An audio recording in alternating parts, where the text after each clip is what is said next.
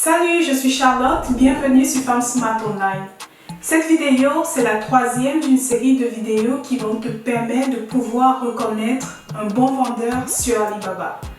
Comment reconnaître le bon vendeur pour éviter justement de te faire arnaquer, c'est le but de cette vidéo.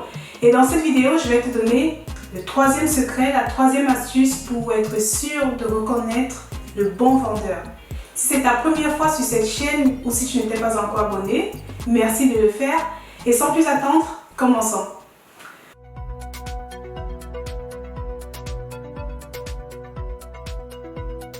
Le troisième secret, la troisième astuce pour reconnaître un vendeur fiable sur Alibaba, après avoir checké les deux premières astuces, ça va être de partir et de regarder l'année d'ancienneté. Et oui, l'année d'ancienneté joue beaucoup. Tu veux t'assurer que la personne a au moins 3 ans sur le site d'Alibaba.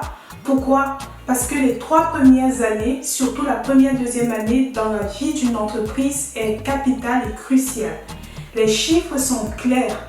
90% des entreprises nouvellement formées ferment avant les 5 premières années et la plupart dans les 3 premières années. Sur Alibaba, tu vas être sûr de parler avec des fournisseurs qui sont là depuis au moins 3 ans pour être sûr qu'ils ne ferment pas du jour au lendemain et qu'ils partent avec ta commande par exemple.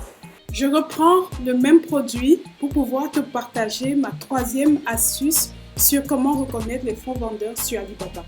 Donc si tu regardes cette vidéo, c'est que tu connais forcément les deux autres astuces. Si tu ne connais pas, regarde les vidéos précédentes sur ma chaîne. La troisième astuce est super intéressante. Lorsque tu as trouvé le produit que tu veux, admettons là je cherche ce panier et tu as 2 fournisseurs différents, ça va être intéressant de pouvoir cliquer sur le titre du produit ou tout simplement de cliquer directement sur le nom de l'entreprise si tu l'as. Donc là, clique bien directement sur le nom pour aller dans la boutique de cette personne. Ce qui va être intéressant maintenant, c'est de regarder le nom de l'entreprise parce que le nom de l'entreprise va te donner des informations intéressantes sur le type de produit que cette entreprise fait. Ici, on voit qu'on a le nom du produit et on a textile. Ça veut dire que cette entreprise fait bel et bien dans du tissu et regardez les autres produits que ce fournisseur propose nous permet d'en savoir un peu plus. Et oui, ils font bien dans des boîtes, des conteneurs en tissu, des conteneurs pour pouvoir ranger, etc. Donc regarde bien et c'est comme ça que les gens qui ne savent pas reconnaître les faux vendeurs sur Alibaba se font avoir.